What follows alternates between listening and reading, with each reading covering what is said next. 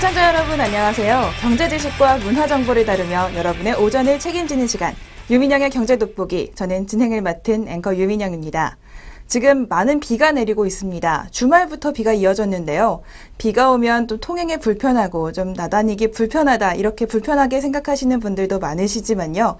지난 겨울 가뭄을 대신해서 이제라도 비가 많이 내려서 우리 농산물들이 많이 자랄 수 있다고 긍정적으로 생각해보는 것도 좋겠습니다. 그럼 4월 20일 경제 돋보기 오늘도 긍정적인 마음으로 시작해보겠습니다.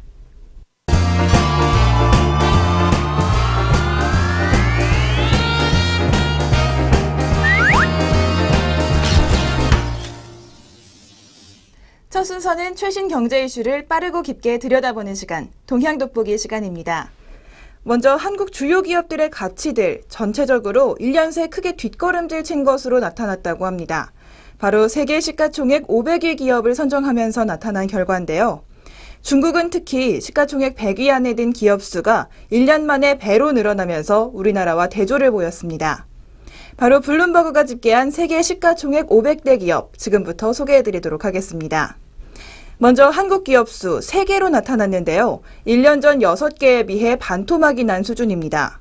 시가총액 500위 내 한국 기업은 28위에 랭크된 삼성전자, 그리고 360위에 현대차, 마지막으로 445위에 SK하이닉스였습니다. 삼성전자의 시가총액은 1,963억 달러로 나타났습니다. 우리 조원 215조 원 정도로 나타나는데요. 1년 전보다 시가총액이 조금 늘어났지만 순위는 6계단이나 하락했습니다. 현대차는 지난해 201위였습니다. 지금 360위를 기록하면서 순위는 크게 밀렸습니다. 하지만 SK하이닉스는 지난해 462위에서 올해 445위로 17계단을 뛰어오르는 모습이었습니다. 작년 500대 기업의 이름을 올린 현대모비스, 포스코, 한국전력은 목록에서 사라지는 모습을 보였습니다. 이렇게 우리나라 기업 가치가 전반적으로 후퇴한 것은 엔화 약세 등으로 수출에서 고전을 면치 못하면서 실적 부진에 시달렸기 때문으로 분석되고 있습니다.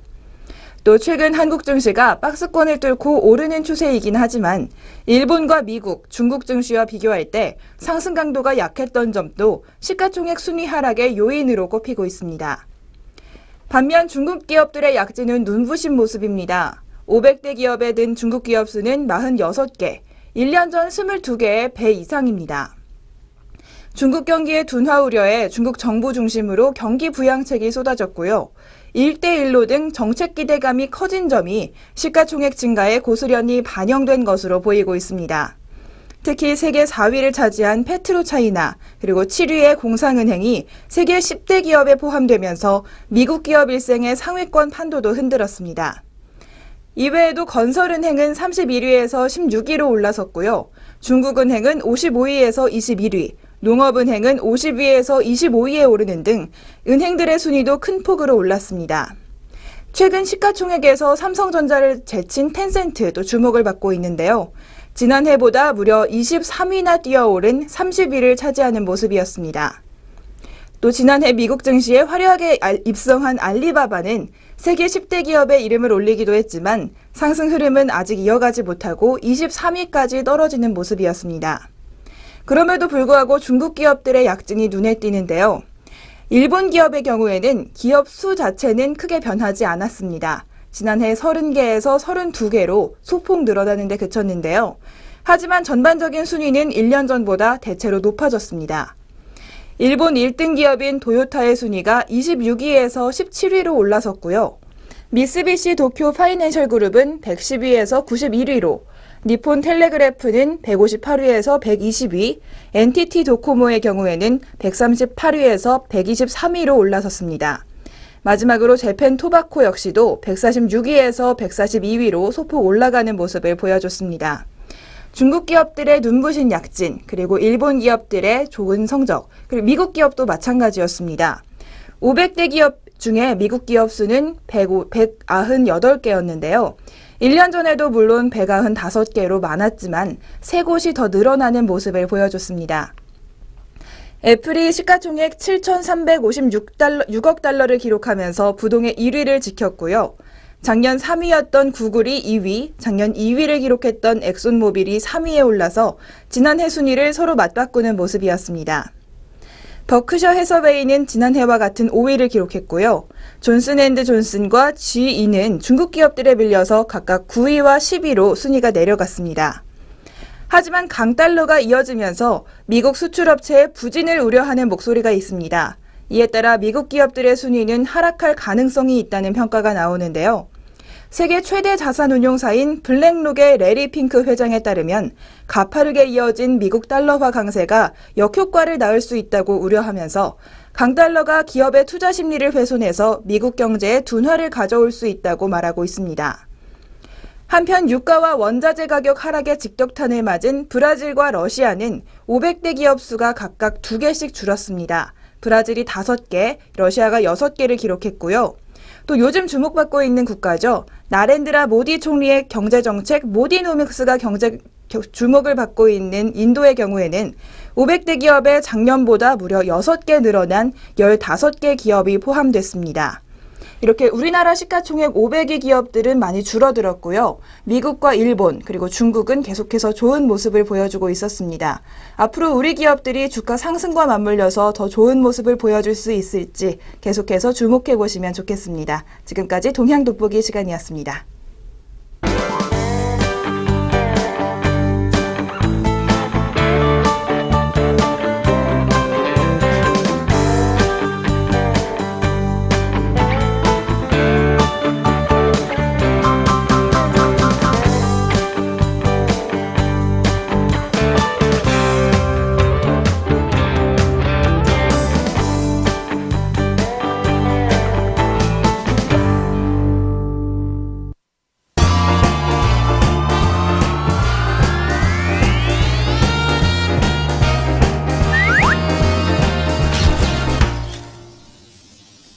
이번 순서는 아리송한 단어 확실하게 잡아가는 시간, 용어 돋보기 시간입니다. 오늘 용어 돋보기에서는 P2P 대출에 대해서 소개해드리겠습니다. 먼저 P2P 많이 쓰이는 단어죠. 동료라는 뜻의 피어 투 피어를 사용해서 개인들끼리 온라인상에서 직접 만나 정보를 공유하는 행위를 통칭해서 P2P라고 부릅니다. 서버 등 중간 매개체 없이 인터넷으로만 컴퓨터와 컴퓨터가 연결돼서 음악이나 동영상, 문서 등을 주고받는 사이트는 P2P 사이트라고 부르기도 했었는데요. 그런데 이 P2P 대출이라는 말은 은행 등의 금융사 중개를 거치지 않고 개인과 개인이 인터넷 사이트에서 직접 만나서 돈을 빌리고 빌려주는 것을 뜻합니다. 통상 만남의 장인 플랫폼을 제공한 온라인 업체에게 소정의 수수료를 내는 구조로 되어 있습니다. 그런데 최근 금융감독원 요청으로 신생 대출 사이트, P2P 대출 사이트 한 곳이 폐쇄되는 사건이 있었습니다. 대부업 등록 없이 5천만 원어치 대출을 중개했다는 이유로 유해 사이트 판정을 받은 업체인데요. 바로 P2P 대출 업체 8%입니다. 이 8%의 대표 이효진 씨는 구청에 대부업 등록을 준비하던 중 지인 중심으로 시범 서비스를 했는데 신고가 접수됐다며 예상치 못한 일이라고 해명을 했습니다. 반대로 본다면 이렇게 작은 업체까지도 신고가 들어간다는 것, P2P 대출에 대한 관심이 높아지고 있다는 방증이라고도 볼 수 있겠는데요. 지난 7일 국회 정무위원회 전체 회의에서 새정치민주연합 김영환 의원이 P2P 대출 법제화에 속도를 내야 한다고 주장하기도 했습니다. 인터넷 전문은행 출범 등 핀테크 육성책과 맞물려서 이 P2P 대출 시장도 제도권에 편입시켜야 한다는 논리가 힘을 얻고 있습니다. 하지만 금융위원장은 부정적인 반응을 보였다고 합니다. 다양한 금융중개 기능을 만드는 것은 바람직하지만 대여자 보호, 모집인 관리 등 문제가 있기 때문에 신중한 접근이 필요하다고 한 건데요. P2P 대출을 바라보는 시각은 이렇게 크게 엇갈리고 있습니다. 새로운 금융혁신 모델이 될 수 있다는 견해와 단순히 변종 대부업에 그친다는 견해가 팽팽히 맞서고 있는 겁니다. 우려 반 기대 반 속에 시장은 소리 없이 크고 있습니다. 얼마 전 폐쇄됐던 8%는 등록 절차를 거쳐서 한 달 만에 영업이 재개됐다고 합니다. 이 업체는 매주 수요일 낮 12시에 2주의 상품을 올리는데요. 예상 수익률과 만기 그리고 대출 신청자의 신용등급, 대출 목적, 모집 금액을 공개하면 홈페이지에 접속한 개인 투자자들이 빌려줄 수 있는 만큼의 소액을 투자하는 형식입니다. 지금까지 건당 최고 대출액은 5천만 원이고요. 상품당 한 사람이 전체 대출액의 10분의 1까지만 투자할 수 있습니다. 지난 3월 3일 사이트를 다시 연 뒤 지금까지 추가 대출이 1억 원 넘게 이뤄졌다고 하는데요. 이용자 수도 10배가량 늘었습니다. 예를 들어 지난달 25일에는 서울 이태원동 경리단길에 위치한 수제 맥주집이 빌려가는 5천만 원짜리 대출 상품이 뜨자마자 하룻밤새 마감됐다고 합니다. 아직 베타 서비스 중인데 누적 대출액 1억 8천만 원을 넘겼다고 하고요. 전체 투자자는 500여 명, 1인당 평균 투자 금액은 40만 원 선이라고 밝히고 있습니다. 이렇게 P2P 대출 구조는 대출자와 투자자 양쪽이 윈윈할 수 있다는 매력을 가지고 있습니다. 요즘 은행 예적금 금리가 2%가 되지 않는데 은행에서는 펀드를 추천하더라도 고객에게 이득이 많이 되는 상품이 아니라 은행 입장에서 수수료가 많이 나는 프로모션 상품을 추천하기 일쑤입니다. 그렇기 때문에 고객의 수익률은 낮아질 수밖에 없는 현실에서 8%의 투자자들은 현재 연 7%에서 11%의 금리를 얻고 있다고 합니다. 아직은 사이트가 받는 플랫폼 중개 수수료도 없는 상황인데요. 바로 이 금리에 해당하는 7에서 11%, 금융권에 비어있는 중금리 상품 대출금리에 해당합니다. 은행에서 주는 신용대출 금리 마지노선이 연 6% 선에 불과한데요. 그 다음 찾아가는 저축은행 금리는 연 15%부터 시작합니다. 그래서 금리 사각지대에 있는 대출자들에게 합리적인 이자로 돈을 빌려 쓰게 한다는 옹호론이 힘을 얻고 있습니다. 하지만 마냥 낙관적으로 보긴 이르다는 지적도 많습니다. 금융 소외를 해결하기 위한 한 방편으로 P2P 대출에 대한 활성화가 논의되고 있지만 해외 P2P 시장을 분석해보면 긍정적인 측면뿐 아니라 부정적인 측면도 많다고 합니다. 가장 큰 위험은 건전성 관리입니다. 대출자가 만기에 돈을 갚지 못하면 고스란히 투자자의 손실로 이어지고요. 은행처럼 선자금 조달이 이루어지지 않아서 중개기관이 부담하는 리스크가 전혀 없습니다. 투자자에게 손실이 고스란히 전달되는 구조가 됩니다. 걸음마 단계인 8%는 아직 디폴트 경험이 없지만요. 규정상 2개월까지 연체금리를 적용하며 자체 채권 추심을 하고 있습니다. 6개월 동안 빚 독촉을 하다가 대출자가 그래도 갚지 않으면 전부 대손 처리할 수밖에 없다는데요. 미국의 최대 P2P 대출업체 랜딩클럽의 부실률은 평균 6.7% 정도입니다. 이용자 절반가량이 7개 신용등급 중 상위 2개 등급에 포진해 있기에 가능한 수치라고 합니다. 하지만 상대적으로 저신용자를 주 고객으로 두고 있는 한국의 시장에서는 얘기가 달라집니다. 국내 P2P 대출업체 중 가장 규모가 큰 머니옥션은 부실률이 9%대에 달합니다. 이렇게 위험한 상황이 분명히 존재하고 있고요. 위험은 또 있다고 합니다. 온라인에서 얼굴을 맞대지 않고 빌리기 때문에 금융 사기의 가능성도 높다고 하고요. 인증 절차 등 대출 프로세스의 안정성이 확보되지 않을 경우 도덕적 해이가 일어날 수 있고 또 예금자 보호 등 투자자에 대한 보호 체계가 결여되어 있다는 지적도 있습니다. 이렇게 문제점에도 불구하고 P2P 대출이 주목을 받는 이유, 바로 핀테크 열풍인데요. 진웅섭 금융감독원장은 지난 2월 이렇게 말한 적이 있습니다. 지금은 핀테크가 지급 결제에 국한된 측면이 있다며 P2P 대출을 포함해 제도 개선이 필요하다고 답하고 있습니다. 하지만 P2P 대출뿐만 아니라 핀테크 전체도 지금 지지부진한 상황입니다. 법과 제도가 어정쩡하기 때문인데요.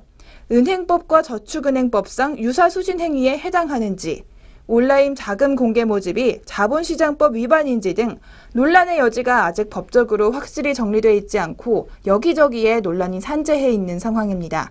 지금까지 P2P 대출을 중심으로 살펴봤는데요. 앞으로의 금융시장 변화가 있을 것인지 법과 제도를 중심으로 자세히 살펴보시면 좋겠습니다. 지금까지 용어 돋보기 시간이었습니다.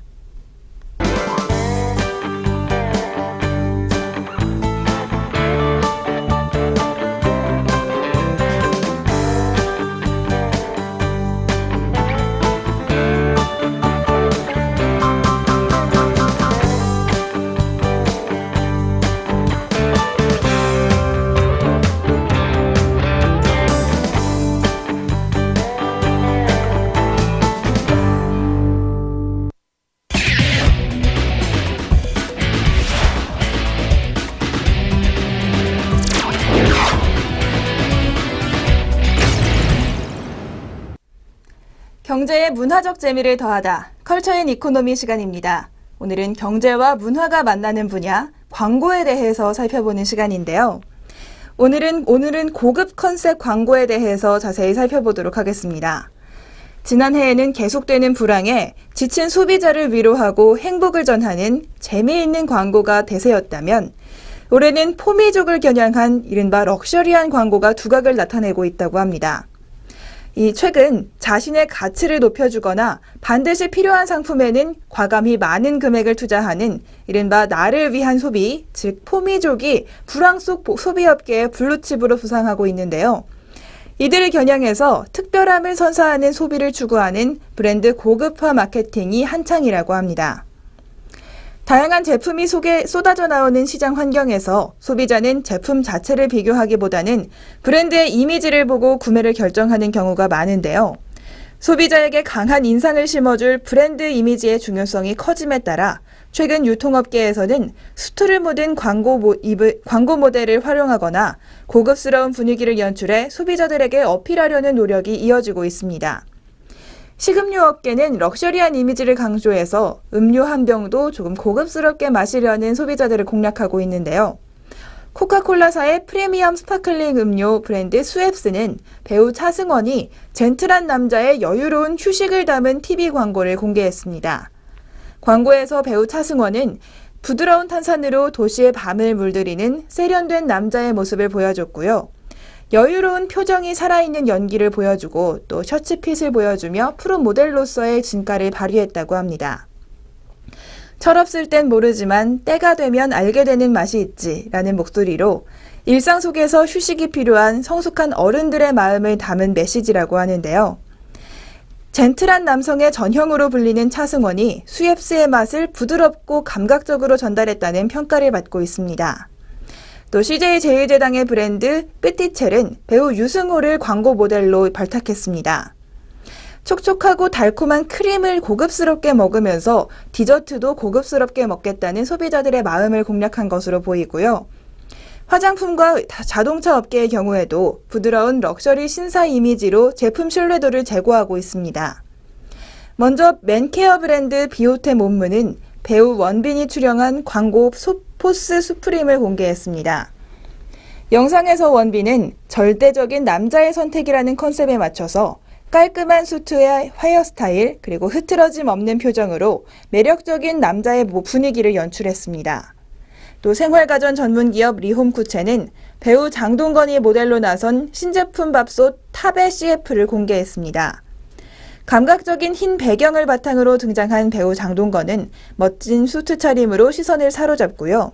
고급스러운 영상미와 어우러진 장동건의 모습을 통해서 프리미엄 이미지를 효과적으로 드러내는 광고였다는 평가입니다. 다음으로 자동차 업계로 가보겠습니다. 쉐보레는 중형 세단 말리부의 새 TV 광고 모델로 배우 이상윤을 발탁했습니다. 광고는 미국 로스앤젤레스에서 촬영됐고요. 도심에서 벌어지는 역동적인 추격 장면을 화면에 담았습니다.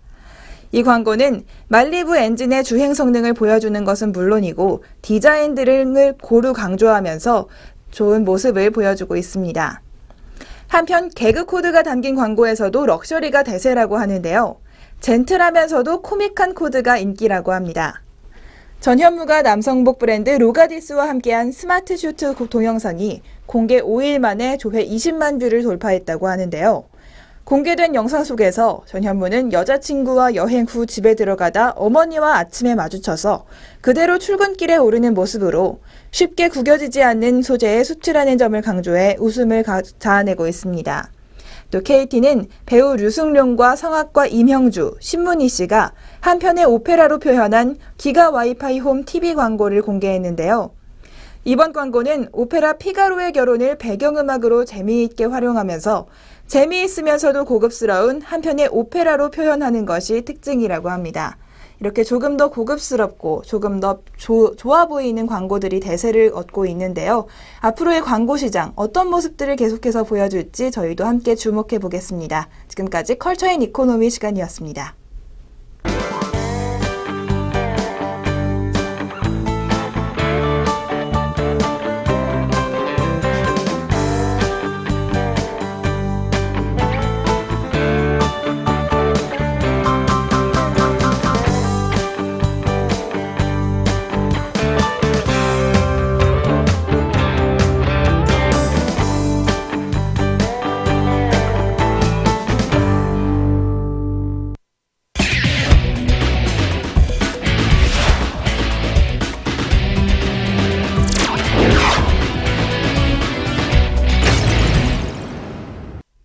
경제 돋보기, 이번 순서는 주목할 만한 주식 한 종목씩 소개해드리는 주식 한마디 시간입니다. 오늘은 제일모직에 대해서 자세히 알아보도록 하겠습니다. 현재 밸류에이션 논란이 일어났다고 했는데요. 크게 우려할 필요는 없어 보인다는 것이 레포트의 결론입니다. 현재 주가는 2015년 예상 EPS 대비 퍼 87배를 기록하고 있지만요. 삼성생명의 지분법 이익을 반영한다면 퍼는 47배로 낮아집니다. 자산주의 특성상 시가총액에서 에버랜드 자산가치 4조 원을 차감하면 퍼는 38배로 거래되는 상황입니다. 또 최근 코스닥의 제약 바이오 기업의 랠리에 따라 이들 기업의 퍼 상승은 제일모직의 삼성 바이오로직스에도 같이 적용될 수가 있습니다. 제일모직 주가가 이 가치를 반영하지 않는다면 제약 바이오 기업과 가격 불균형이 발생할 수 있기 때문입니다. 이렇게 퍼에 대한 걱정은 조금 불안하지만 계속해서 걱정할 필요는 없다는 것이 결론적으로 보이고요. 이제 1분기 실적을 살펴보도록 하겠습니다. 1분기는 패션과 놀이동산 사업부, 건설 사업부가 비수기 영향으로 기대치를 하회할 전망이 나옵니다. 하지만 하반기로 갈수록 수익성 강화 중심의 전략, 그리고 바이오 부문의 적자 감소, 건설 부문의 영역 확대, 식자재 부문의 규모의 경제 효과, 그리고 패션 성수기 진입에 따른 개선이 기대되고 있습니다. 또 사업 재편 지원 특별법, 이른바 원샷법이라고 불리는데요. 이 법이 제정될 경우 지주회사 전환 시점은 빨라질 것으로 보입니다. 지주회사 체제로 전환하지 않은 삼성과 현대차, 한화그룹 등이 지주회사로 전환한다면 수조 원에 이르는 공개 매수 비용은 상당한 부담이 나오고 있습니다. 따라서 국가적 관점에서 공개 매수 비용을 투자로 유인하는 것이 더 바람직하기 때문에 법 제정이 빨라질 수 있다는 전망들이 나오고 있는데요. 이는 즉 제일모직의 지주회사 프리미엄이 주가 반영이 빨라질 수 있다는 점도 시사하고 있습니다. 셀트리온을 포함한 제약 바이오 상장업체들의 시장 퍼 상승을 고려해서 삼성 바이오로직스 지분 가치를 상향 조정해 제일모직의 목표 주가에 반영해도 된다는 판단이 나오고 있습니다. 지금까지 제일모직에 대해 살펴봤습니다.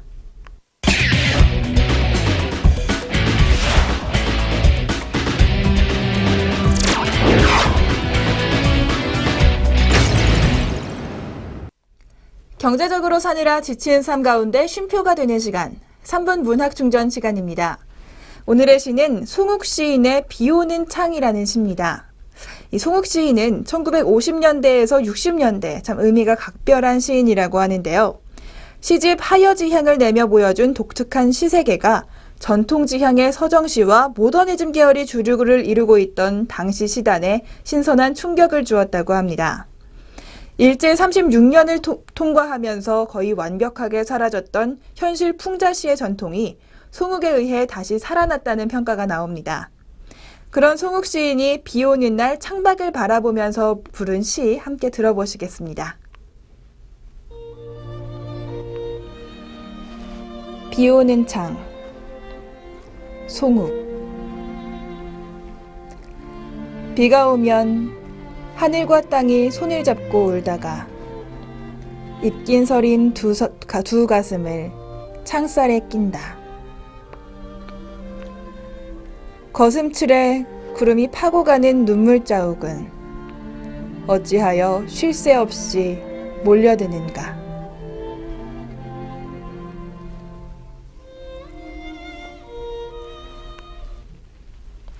주말 내내 비가 내렸습니다. 하늘과 땅이 손을 잡고 운다는 말이 비 오는 날에 비감을 더 깊게 하는데요.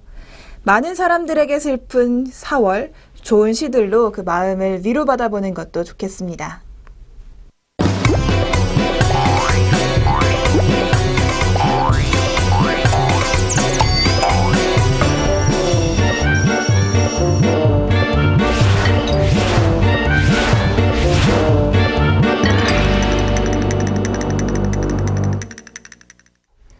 경제 돋보기 오늘 준비한 소식 모두 전해드렸습니다. 다시 월요일이 시작됐는데요. 주말부터 이어진 비가 계속해서 우리 마음에 적시고 있습니다. 오늘 소개해드리는 비 오는 창이라는 송욱 시인의 시인. 오늘 하루 내내 읽어보셔도 참 좋을 것 같습니다. 저희 경제 돋보기 오늘 여기서 마무리하고요. 내일 오전 10시 30분에 다시 찾아뵙겠습니다. 시청해주신 여러분 고맙습니다.